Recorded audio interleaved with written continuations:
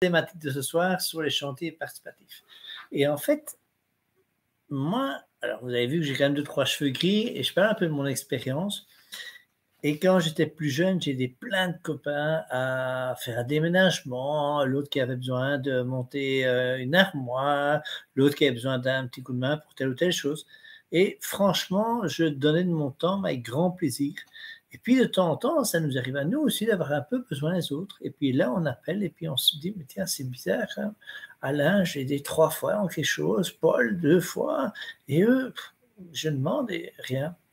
Et puis, j'ai reçu une belle leçon de vie d'un des bénévoles qui est venu sur chantier et il m'a dit, mais tu sais, si tu es dans un esprit de donner, tu vas recevoir. Et tu donnes à quelqu'un, mais tu vas recevoir de quelqu'un d'autre que tu connais probablement pas du tout et tu sais même pas pourquoi il est venu. Et il est venu donner un coup de main. Il n'y a rien demandé en échange, mais peut-être que lui recevra un coup de main de quelqu'un d'autre à un autre moment. Il est juste dans un état d'esprit de donner et donc fatalement, tu es dans un état d'esprit aussi de recevoir. Et je trouvais que c'était vraiment une belle leçon de ce bénévole. Et du coup, sur le chantier, on a fait le compte, on a dépassé 60 bénévoles. La plupart sont restés 2, 3, 4, 5, il y en a même 7 semaines en couple, donc ça faisait 14 semaines à eux deux. Il y en a d'autres qui sont venus, pourquoi, je n'en sais rien, parce qu'ils sont venus chez eux, je ne crois pas. Probablement parce qu'ils avaient un projet de construction sous le coude et que l'étape que j'ai proposée avait éveillé un peu leur intérêt. Peut-être qu'ils étaient à un moment de la vie où il y avait un moment de battement et ce sont des gens qui ont l'habitude de donner. Et là, je dirais merci franchement au Covid parce que j'ai des gens qui devaient partir notamment en Suède et qui n'ont pas su partir à cause du Covid. Et donc, fatalement, ils disaient, bah, tiens, tant qu'on est ici, autant faire des choses intéressantes. Ils ont trouvé l'annonce du chantier de Jean-Luc et puis, oh, pourquoi pas, c'est sympa. Ils m'ont gentiment demandé en disant, écoute, on vient une semaine, on voit un peu l'atmosphère, on voit si le lieu nous plaît, si oui, le feeling est bon. Et si c'est bon, est-ce que c'est possible qu'on reste un peu plus longtemps? Et cette question, franchement, je l'ai eu régulièrement. Ça veut dire aussi, et je comprends très bien, dire dès le départ, ouais, je viens pour 5-6 semaines. Ben, c'est un peu compliqué, on ne connaît pas les gens, on ne connaît pas le lieu, on ne sait pas si la charge de travail va être trop grande, l'ambiance, enfin un tas de paramètres qui fait qu'on se sente bien dans un lieu. Et du coup, dans votre planning d'organisation, c'est vraiment quelque chose d'important. Et donc, si je rentre un peu dans le détail de comment organiser un chantier, la première chose, je pense qu'il faut vous appuyer sur une association. Alors, quelle qu'elle soit, comme vous savez, ou en tout cas pas mal d'entre vous le savent, je suis membre actif du réseau Twiza. Alors, pourquoi j'ai choisi le réseau Twiza? Tout simplement parce qu'il y a une vocation peut-être un peu plus nationale. En plus, on a un bon feeling, donc voilà, le bon feeling parfois ne s'explique pas. Et simplement, je suis passé à membre actif. Et puis maintenant, j'ai aussi décidé, en collaboration avec eux, de prendre le statut professionnel du réseau Twiza. Donc, ça ne veut pas dire que je travaille chez Twiza, tout simplement, c'est que mon activité professionnelle, qui est en l'occurrence la formation, est reprise dans le réseau Twiza. Alors, ça correspond à mes valeurs et j'ai l'impression que la formation que je propose correspond aux leurs. Donc, on a trouvé le bon match qui est bon pour les deux côtés. Donc, s'appuyer sur un réseau est une bonne chose. Je pense qu'avant d'organiser votre propre chantier, je vous inviterai à aller sur le réseau Twiza, vous sélectionnez la cartographie de France, vous sélectionnez un chantier participatif avec des activités que vous trouvez intéressantes. Par exemple, il y en a un, je ne sais pas moi, ils vont restaurer un ancien mur en pierre sèche et c'est justement ce que vous pensez peut-être faire chez vous. Un autre, ce sera une ossature en bois, il en est en plein dans la phase de construction et donc ce sont vraiment la construction des murs. Donc ça, c'est vraiment une étape que vous trouvez intéressante. Et il annonce clairement que le programme durera une semaine et surtout, il annonce que ce n'est pas des vacances, donc ce n'est pas Club Med. L'idée, c'est vraiment d'avoir une collaboration ou un travail d'échange. Et à partir du moment où les choses sont bien définies au départ, vous dites non, bah attends, moi je veux un peu aller en vacances, je veux bien donner un petit coup de main le matin et après, l'après-midi, je suis tranquille. Si ce n'est pas dans les désirata du chef de chantier, à ce moment-là, il y a un autre chantier, peut-être que là, vous aurez ce cas-là. Et sinon, ben, je comprends très bien, si tout le monde vient un peu à la carte, c'est difficile d'organiser un travail d'équipe. Or, souvent, dans les ossatures bois ou dans les constructions avec de la paille ou avec de la terre, il y a quand même une chronologie d'équipe un peu à prévoir. Donc, soit maintenant, l'organisateur fait l'overbooking et il y a autant de bénévoles qui veulent venir, mais d'un autre côté, le risque de ça, c'est quoi? C'est qu'il y ait des gens qui commencent à s'ennuyer, qu'il n'y ait pas assez d'outillage pour tout le monde, et surtout, et ça je pense que c'est le plus important, c'est que le risque d'accident est plus grand. Donc, je reviens vraiment sur cette notion. Regardez un petit peu si la fiche que vous voyez sur Internet a l'air cohérente, que la personne est intéressante. N'hésitez pas à envoyer un mail, téléphoner à l'ordinateur de chantier, et voilà, allez faire un petit tour dessus. Et comme ça, vous aurez déjà aussi une meilleure idée comment organiser un chantier participatif le jour où ce sera à votre tour. Et souvent, les organisateurs de chantier sont pratiquement tous passés d'abord par une étape de bénévole. Donc, je pense que ça vaut la peine de commencer par cette étape-là. Et la deuxième phase, ce sera votre chantier. Donc, comment organiser un chantier? Ben, là, il y aura aussi une planification. Quelles sont les tâches que vous allez pouvoir ou que vous voulez déléguer? Est-ce que ces tâches, c'est vous qui allez les coordonner ou est-ce que vous allez travailler avec un professionnel? Est-ce que ce professionnel est d'accord de travailler avec des bénévoles? Est-ce qu'il est d'accord d'enseigner? Parce que s'il raisonne de travailler dans son coin et les bénévoles dans leur coin, je ne suis pas sûr que les bénévoles vont apprendre grand-chose. Moi, la plupart des professionnels qui sont venus sur le chantier m'ont dit, écoute, j'ai eu un travail un peu bizarre sur le chantier parce qu'en fait, j'ai jamais aussi peu travaillé et d'un autre côté, j'ai jamais été aussi fatigué parce qu'en fait, ils ne mettaient pas la main à la pâte eux-mêmes, mais ils étaient en disponibilité constante pour tout le monde. Et du coup, ben, d'abord, il commençait par donner des explications, puis après, il montrait l'exemple, fatalement. Après, il laissait tout le monde faire, et surtout, il chapeautait chacune des personnes. Et de cette manière-là, ben, il était disponible, puisqu'il n'était pas affecté à une tâche particulière. Donc, je pense que ça, il faut trouver aussi les personnes qui ont cette pédagogie. Donc, discutez d'abord avec vos professionnels avant même d'aller trouver les bénévoles.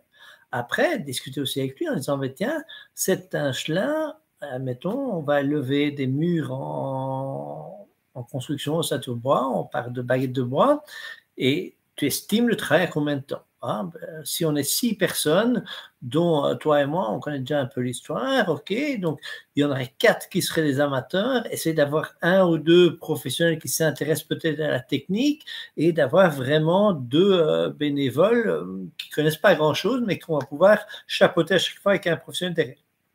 Du coup, on serait 6. À mon avis, 6, on a le bon outillage pour tout le monde. 6, tu as l'organisation pour la logistique derrière, que ce soit pour manger ou pour dormir. Et d'un autre côté, ce chantier n'est pas trop nombreux ni trop peu. Donc, pour cette tâche, ce serait parfait. Et puis, on discute comme ça, tâche par tâche. Par exemple, moi, je me rappelle, pour la tâche de l'agile, le premier jour, on a fait 2 jours un peu intensifs. À un moment donné, on était 12 sur le chantier. Mais on avait des murs à disposition pour tout le monde. Donc, il n'y a personne qui s'est embêté. Et ça, je crois que c'est vraiment l'intérêt, c'est de bien réfléchir à quelle tâche, quelle durée et combien de personnes dessus. Combien de personnes encadrantes et combien de personnes bénévoles. Et de cette manière-là, les choses passent bien. Maintenant, avant de parler vraiment organisation, je pense que ça vaut la peine que votre annonce dans le réseau Twiza ou sur ailleurs soit bien rédigée, qu'elle soit claire, que les gens comprennent ce que vous voulez vraiment et ce que vous attendez d'eux, à quelle heure on commence, à quelle heure on finit, comment ça se passe pour leur repas de midi, c'est eux qui doivent faire, en plus du travail, ils doivent faire leur repas, ou il y a quelque chose qui est prévu pour l'intendance, pareil pour le soir, que les choses soient bien établies. Après, il est aussi très important ça c'est vos attentes à vous, mais qu'on écoute aussi les attentes des bénévoles. Et moi, je me rappelle, j'avais fait des petites fiches, je dis, bah, tiens, Bastien, il aimerait bien venir une semaine, si jamais il se plaît bien, il risque de rester 2 ou 3 semaines supplémentaires, donc à prévoir en tout cas, est-ce qu'il y a des choses encore intéressantes à faire derrière, lui dire ce que je pense faire la première semaine, et s'il reste la deuxième semaine, ce qu'on va faire aussi. Qu'est-ce que je pourrais dire encore d'autre? L'organisation, bien sûr, et surtout aussi en disant, mais tiens, imaginons maintenant, on a prévu de faire les enduits extérieurs, ce qui était mon cas justement avec Bastien, et on a un problème avec la météo. Est-ce que tu es d'accord qu'on fasse des enduits à l'intérieur? C'est pas tout à fait le même taf, mais tout compte fait, c'est un peu dans la même mouvance. Est-ce que ça te va aussi? Ou bien dis non, à ce moment-là, si on fait l'intérieur, moi je m'en vais. Parce qu'il faut quand même prévoir un peu des plans B, surtout avec des conditions météorologiques qu'on ne maîtrise pas toujours. Il y a une deuxième chose qu'on ne maîtrise pas toujours. Alors moi, ce n'était pas mon cas. Pratiquement tous les matériaux étaient sur le chantier avant même le début du chantier. On m'a traité de fou quand j'ai commandé la cuisine avant de commencer les fondations. On m'a encore traité de fou quand les placos sont arrivés sur le chantier avant de mettre les technopieux. Mais d'un autre côté, je n'ai jamais été au magasin chercher quelques vis, une boîte de plaques, un panneau de placo qui manquait. On n'a jamais perdu du temps pour ça. Et d'un autre côté, vous savez très bien qu'il y a des pénuries parfois de matériaux et des prix qui augmentent. Donc, le fait d'avoir tout bien planifié et tout prévu à l'avance, si vous avez un peu l'espace de stockage, je vous invite en tout cas à prendre parti de ce bon exemple-là. Donc, un exemple, le mot que je dirais là-dedans, pour bien qualifier ce que je veux dire, c'est le partage de la gouvernance. Il y a un problème de quelque nature que ce soit, des matériaux, un pro qui ne vient pas, ou une équipe moins nombreuse, on ne serait plus faire ce qui avait été prévu au départ. Parlez-en avec l'équipe en disant, voilà, on a un problème, de quelle manière est-ce qu'on voit les choses? On part tous en vacances une semaine et on revient tous la semaine prochaine, ou bien on décide de passer outre. Et quelle solution est-ce qu'on peut trouver? Est-ce que vous êtes tous d'accord avec ça? Et à chaque fois qu'on a fait ce genre de choses-là, ils étaient vraiment impliqués dans le chantier. Ils m'ont tous dit, mais c'est normal, on travaille de cette manière-là, c'est go, on y va. Et la chose qui, à ce moment-là, était étonnante pour moi à la fin de chantier, c'est que tous les bénévoles, notamment ceux qui sont restés 5, 6, 7 semaines, c'est eux qui, en partant, alors à mal œil, moi aussi évidemment, mais c'est eux qui m'ont remercié d'être venus sur le chantier. Attends, j'ai simplement l'inverse. Tu es venu bosser comme un malade, vous êtes resté plusieurs semaines, donc si on compte, ça fait un paquet d'heures, et c'est toi qui me remercie d'être venu travailler sur mon chantier. Et en fait, ils m'ont expliqué la chose suivante, et c'est tout à fait logique que tout le monde fait, et j'en ai parlé avec pas mal d'autres organisateurs, ils m'ont dit exactement la même chose. Dès le départ, je l'ai dit, on a eu un dialogue ensemble, et j'ai écouté leurs attentes. Et en fin de compte, à la fin, ils ont eu beaucoup plus que ce qu'ils n'espéraient. Donc, c'est logique qu'ils me remercient. Et du coup, je pense que c'est vraiment cette notion d'échange. Donc, eux donnent du temps contre quoi? Contre de l'amitié, contre un apprentissage, une technique, contre des connaissances, contre des essais, contre simplement se rassurer qu'on est capable de faire quelque chose. Donc, ceux qui sont venus chercher, j'en sais trop rien, ou ils se sont peut-être venus se chercher eux-mêmes. Et il y a vraiment une relation humaine, et ça, c'est vraiment important, c'est que dans votre chantier, dès le départ, dans notre cas, en tout cas, nous, on commençait à 8 heures du matin, parce que j'aime bien qu'on commence tôt, parce que les heures du matin, c'est quand même les meilleures heures. On s'arrêtait à midi. Très vite, on recommençait à 1 heure l'après-midi, mais à 5 heures pile, on s'arrêtait.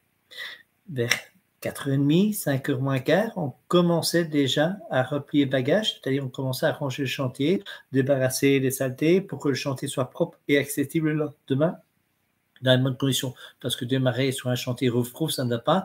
Et faire cette étape-là après 5 heures, ça entraîne qu'inévitablement, il y en a un ou l'autre qui va faire les heures supplémentaires.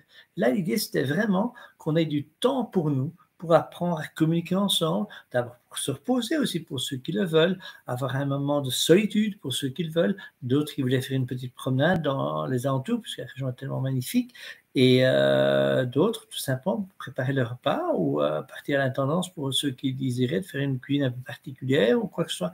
Et donc, il y a vraiment cette notion de partage, ainsi que pour la soirée. Alors, fatalement, quand vous êtes vous en tant qu'organisateur, vous dites, ouais, c'est sympa, on reçoit des gens, mais il ne faut pas oublier qu'il y a votre couple aussi. Et ce que moi je conseille, en tout cas, nous, on a fait de la manière suivante. Le samedi, donc souvent, il y a des bénévoles qui venaient que pour une semaine. Donc le samedi, c'est vraiment le jour de relâche. Chacun fait ce qu'il veut. Et de toute façon, on n'a jamais travaillé le week-end. Mais au niveau du repas et de ça, ils se débrouillaient de leur côté. Et le mardi, c'était un jour aussi un peu spécial. Les bénévoles restaient entre eux. Comme ça, s'il a envie de discuter d'autres choses où je ne devais pas être dans le couple, tant mieux pour eux aussi. Et d'un autre côté, mais moi, ça me permettait aussi d'avoir une petite vie de couple de mon côté. Et de cette manière-là, le chantier, il ne faut pas oublier que ça dure comme un marathon. Alors, il y a certaines personnes qui viennent à un moment donné pour une ou l'autre semaine, mais eux, ils viennent comme s'ils faisaient un petit sprint. Et donc, fatalement, vous, il ne faut pas oublier qu'il faut garder une énergie pour aller jusqu'au bout. Et donc, moi, ce que je conseillerais, d'abord, c'est de prévoir des étapes de repos. En l'occurrence, chez nous, on a fait 5 semaines de chantier et puis une semaine de repos. Et d'autre part, ça permet aussi, pendant cette semaine de repos, peut-être de téléphoner à l'un ou l'autre bénévole, parce que le matin et le soir, vous n'allez pas faire ça pendant le chantier. Qu'est-ce que ça permet, si jamais il manquait une petite chose ou l'autre sur le chantier, de planifier des travaux pour la semaine suivante, de rediscuter avec, si vous avez des professionnels, pour voir si tout se passe toujours bien, s'il est toujours dans son bon timing pour venir sur ton chantier. Donc, c'est vraiment le fait d'avoir une période de repos permet un petit peu, je dirais, de réagir au moindre problème et aussi surtout de se reposer. Mais aussi, si jamais vous êtes vraiment en retard, avec l'étape suivante. Je prends peut-être un exemple qui me vient en tête comme ça. On a mis les placos, on ferme la selle, et puis la semaine suivante, on avait une grosse semaine où on mettait l'argile. Et je vous dis, le premier jour, il y avait 12 personnes qui étaient là, notamment avec pas mal de professionnels qui voulaient apprendre la technique. Impossible évidemment de décaler le professionnel qui allait donner le cours et impossible non plus de décaler les professionnels qui venaient à titre volontaire travailler sur le chantier pour apprendre la technique et pas mal de bénévoles aussi. Du coup, il y avait un impératif, il fallait que le travail soit fini. Et si les cloisons ne sont pas finies, c'est impossible de mettre l'argile. Et bien, ce qu'on avait prévu, on s'est dit, tiens, là j'ai une semaine de battement. S'il le faut, je prends 1 ou 2 jours, quitte à prendre 1 ou 2 professionnels supplémentaires ou essayer de rabattre un peu mes amis ou mes connaissances pour avoir 1 ou 2 personnes volontaires pour m'aider. Et en tout cas, pour rattraper le retard, de cette manière, quand on arrive le lundi, tout le monde est prêt et toutes les cloisons sont prêtes au bon moment. Et je pense que si on n'a pas ce moment de relâche, c'est compliqué de pouvoir rattraper. Alors, vous allez me dire, oui, mais tu n'as pas eu ta semaine de repos. Oui. Du coup, je regarde si je ne peux pas un peu décaler les choses, ou sinon, ce sera pour la semaine suivante. Et d'un côté, je travaille 2 jours supplémentaires, en tout cas en l'occurrence pour cette tâche-là. Et la semaine de repos, normalement, ça fait 5 jours de congé, plus 2 week-ends, 2 pour le week-end, ça fait 9. Bon, 2 jours, ça va, on ne va pas en mourir. Et du coup, c'est vraiment bien planifier les choses pour cette organisation. Et puis, il y a des étapes, franchement, vous n'aurez pas envie d'avoir des bénévoles. Vous aurez envie égoïstement de travailler un peu tout seul sur votre chantier, prévoyez-les aussi. Donc, ça veut dire aussi que chaque étape, elle est bien mise dans votre planning de combien de personnes ici et là. Alors, vous allez me dire, mais combien de temps à l'avance il faut annoncer un chantier? Si vous l'annoncez 6 mois à l'avance, je ne suis pas sûr que 6 mois à l'avance, les gens savent exactement ce qu'ils vont faire. Moi, dans l'occurrence, on a commencé à bien parler de ça aux alentours de 2 mois, 3 mois, mais parfois on disait, écoutez, à mon avis, ce sera au mois de juillet, on sera à telle époque, tel stade plutôt. Est-ce que si ça vous intéresse, venez nous retrouver à ce moment-là, mais je vous dirai quoi un peu plus, mais laissez déjà votre adresse et votre téléphone et on reprend contact. Et de cette manière-là, mais moi, j'avais en fait un pôle de bénévoles en attente. Et du coup, on regardait et puis il y en a qui disent « Ah, mais pas de chance, là, je suis parti chez Paul ou bien j'ai retrouvé du travail ou ci ou là. » Donc, en fonction des aléas, on a trouvé nos équipes. Et je vous dis, sur le chantier, on a trouvé plus ou moins 60 bénévoles. Donc, je ne suis jamais tombé à court de main-d'œuvre. Et sur l'ensemble des 60, je dirais des erreurs de casting, à mon sens, il y en a eu 2. Et une personne, c'est à cause du Covid. Donc, tout simplement, je crois que, comme beaucoup de gens, c'était pas une bonne période. En plus de ça, le chantier se passait, la semaine où il était venu, c'est en hiver. Donc, quand on finit le chantier à 5 heures en hiver, il fait noir très, très vite. Le week-end, on ne peut pas sortir parce que c'est Covid. Donc, c'était un peu compliqué. Et je peux le comprendre. Donc là, c'était pour une personne un peu plus compliquée. Et la deuxième personne, c'est un jeune couple qui sont venus. Mais on a eu une conversation téléphonique très, très bizarre. C'était coupé sans arrêt. Donc, j'étais dans un mauvais réseau. Je revenais de Nice. Et donc, c'était compliqué. Et du coup, on a dit, venez, on verra. Et effectivement, après 2-3 jours, ils se sont dit, c'est pas vraiment le truc. Puis ils ont fait quand même achever la semaine. Et heureusement, cette semaine-là est une semaine peut-être un peu moins pénible. Après, j'ai des gens qui m'ont aussi dit, écoute, moi, j'y connais rien du tout. J'ai jamais manipulé, même pas une foreuse. Alors peut-être à l'occasion un petit marteau, peut-être. Et du coup, ils me demandaient quand est-ce qu'ils pouvaient venir. Si je les mettais dans une semaine trop intensive, je crois que ces gens se seraient embêtés parce qu'ils auraient vu que ça courait de tous les côtés et je n'aurais pas été disponible pour leur donner des conseils ou quoi que ce soit. Et du coup, ça aurait été triste pour eux. Et ça, je n'aime pas non plus. Donc, je pense que c'est bien la discussion au départ. On connaît leur niveau, on connaît leurs attentes, puisqu'on a quand même discuté au moins une demi-heure, une heure. Et en fonction de ça, vous savez à quel moment les planifier.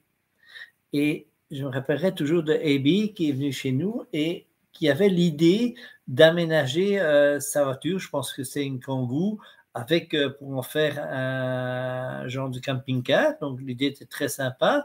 La seule chose, elle pensait faire le coffrage pour son lit avec 6 petits lithos pour faire tout le tour et les séparations horizontales. Donc 6 lithos de 25 par 45.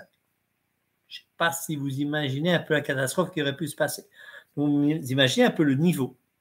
Elle est restée chez nous 2 semaines et le week-end, elle a travaillé sur son projet. Elle a vite compris que les petits lithos, c'était peut-être un peu faible, qu'il fallait des chevrons quand même un peu plus gros. Elle a été acheter les matériaux qu'il fallait. Elle était contente d'être sur le chantier parce qu'elle a pu récupérer tous les outils. Et elle m'a demandé 1 ou 2 conseils, mais franchement, 2 fois rien. Et à la fin du week-end, elle m'a dit, écoute Jean-Luc, tu peux me faire venir voir ce que j'ai fait. Et non seulement elle a fait une carcasse qui tenait la route, mais en plus de ça, elle a été inventive parce qu'elle a fait un système où on tirait et tout l'intérieur de la carcasse pouvait sortir de la voiture et de cette manière-là, sa voiture était toujours disponible comme voiture classique pour conduire ses enfants ou quoi que ce soit à l'école ou son besoin tout simplement avoir le siège à l'arrière. Et du coup, elle avait quelque chose de génial. On le mettait vertical, ça prenait presque pas de place. Dans un garage, c'était facile. La seule chose qui restait encore, c'était découper la planche du dessus et la visser. Donc, franchement, c'était un travail de 10 minutes qui restait à faire.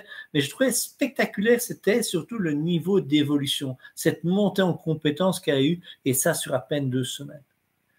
Eh ben, pour moi, c'était aussi un magnifique cadeau de la vie parce qu'elle était venue là complètement un peu perdue. On a eu la bonne semaine où elle est venue, on a pu prendre ce temps de discuter et de voir les choses ensemble.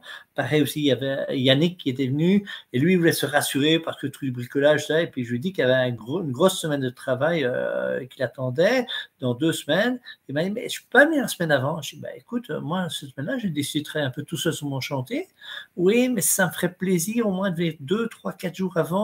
Tu vois, histoire de me rassurer un petit peu et tout ça, de mettre un peu dans l'ambiance. Et moi, il faut que je prenne un peu mes masques. Et on a fait ça.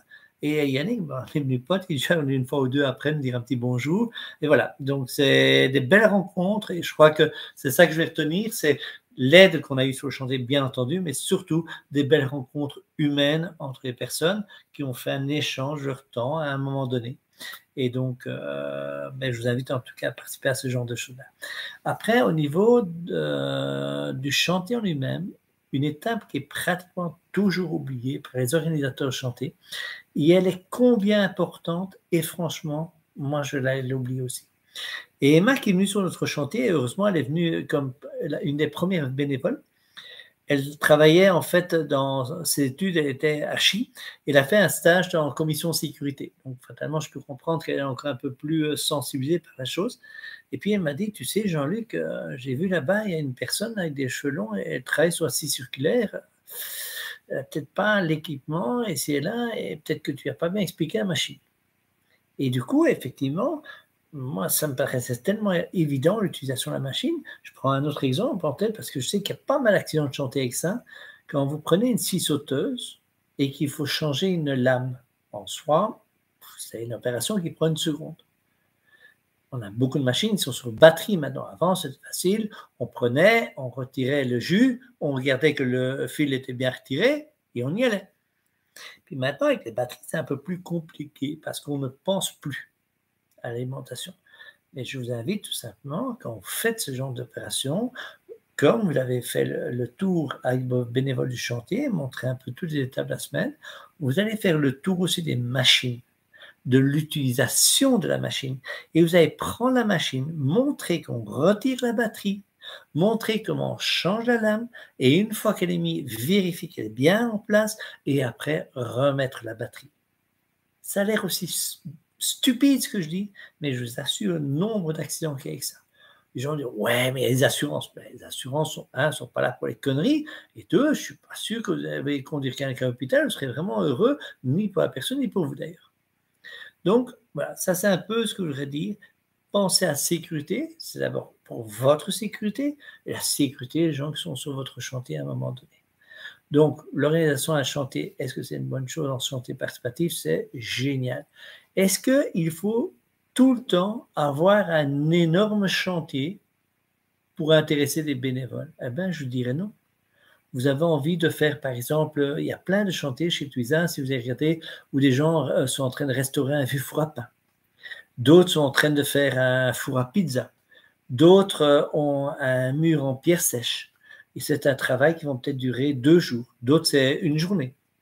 Mais par contre, il y a un tailleur de pierre qui vient et qui lui explique le chemin, comment le faire. Et du coup, il y a peut-être des gens qui ne vont pas dormir parce qu'ils habitent le village à côté, donc ils viendront gentiment. Et c'est l'occasion aussi de faire des connaissances aussi. Les chantiers participatifs, ça sert à ça aussi, c'est nouer du lien. Et je pense que l'idée de Twiza, c'est vraiment ça. C'est un réseau qui fait du lien entre le porteur de projet, le bénévole et le professionnel. Et moi, je le rajouterais aussi avec une technique. Parce que c'est aussi l'occasion d'apprendre des choses. Il y a des gens qui n'étaient pas sensibilisés sur la construction écologique, ça serait peut-être un peu le but. Et là, effectivement, ben, si vous allez chez Twiza pour construire avec du parpaing et du béton, je crois que vous êtes un peu mal barre, tout simplement, parce que ce n'est pas dans l'idéologie du réseau Twiza. Mais peut-être que vous allez trouver ailleurs quelques-uns qui va le faire. Si vous aimez bien les échanges avec les animaux, quoi que ce soit, il y a des chantiers à ce moment-là plutôt de woofing à faire. Et donc là, l'idée, c'est plutôt de travailler le matin et l'après-midi, ben, c'est de faire justement un échange d'autres choses. Je pense ici, avec tout ça, on est plutôt dans le domaine constructif, mais de nouveau, regardez la fiche du propriétaire, ce qu'il propose. Il y a des propriétaires qui disent, ben, tiens, des porteurs de projets qui vont dire, ben, tiens, nous, les week-ends, c'est systématiquement, on adore faire des balades, on a des chevaux, ben, on adore faire des balades à cheval, et ce sera peut-être pour vous l'occasion ben, d'apprendre justement à monter une fois à cheval et voir l'expérience que c'est. Donc, vous allez faire autre chose en tout cas que le chantier, ça je vous le garantis. Voilà, mais donc moi je vous mettrai comme d'habitude dans les petits liens, qu'est-ce que je mettrai? Ben, le réseau Twiza, parce que je trouve ça sympa. Et je vous mettrai surtout en lien 2 témoignages super, en tout cas à mon titre, je les trouve super émouvants, notamment de Greg. Greg était venu chez moi en tant que bénévole. Après, il a lancé un chantier en tant que porteur de projet. J'ai des bénévoles qui sont venus chez moi, Bastien, qui a notamment fait un témoignage. Et le plus amusant de tout, ben, c'est que Bastien était évidemment sur le chantier de Greg. Donc, vous voyez que c'est un tout petit monde. Ils ont appris à se connaître. Et en plus, ça, ce qui est chouette, c'est que grâce au chantier, ben, il y a eu une conversion complète. Au départ, il était dans le domaine de la finance. Et puis là, il a envie de se retrouver, de travailler avec ses mains. Ils ont fait des stages dans la restauration du vieux bâti. Et puis là, j'ai rencontré il n'y a pas longtemps, il aurait dû venir faire un chantier pour l'ONF ici à Digne, où ils ont mis des murs en ossature bois avec de la paille et alors recouvert de terre. Et c'était la société pour laquelle il travaillait qui allait mettre la terre. Et puis il y a eu 2 petits problèmes, ça ne s'est pas fait. Mais voilà, donc comme quoi, vous voyez qu'on peut se voir dans un cadre de bénévole, on peut se voir sur le chantier un autre, et on peut se voir tout simplement dans le cadre d'un professionnel. Donc voilà, moi je vous laisse là-dessus. Je vous souhaite en tout cas de continuer vos vacances si c'est le cas. Pour ceux qui sont au travail, ben, ce sera peut-être bientôt le moment de vos vacances. Et puis on se dit à bientôt. Et puis si vous le souhaitez, vous savez très bien que sur la première page, dans le bandeau en haut, ben, vous avez un petit lien. Et ce lien vous permet d'avoir un rendez-vous. Finalement, dure une demi-heure. Je ne suis pas trop à l'avare de mon temps en fait. On peut parler plus de moi cette fois-ci. On va parler uniquement de votre projet, voir où est-ce que vous en êtes et voir un peu vos blocages et vos besoins. Et en fonction de ce que je connais, je pourrais vous dire, ben, j'ai telle et telle chose que je connais qui pourrait peut-être vous intéresser, ou peut-être que la formation que je propose dans le cadre de Jeux Bâtiment Maison pourrait vous intéresser. Ben, à ce moment-là, on en parle plus simplement. Voilà. Donc, en tout cas, ben, moi, je vous dis bonne soirée et à tout bientôt.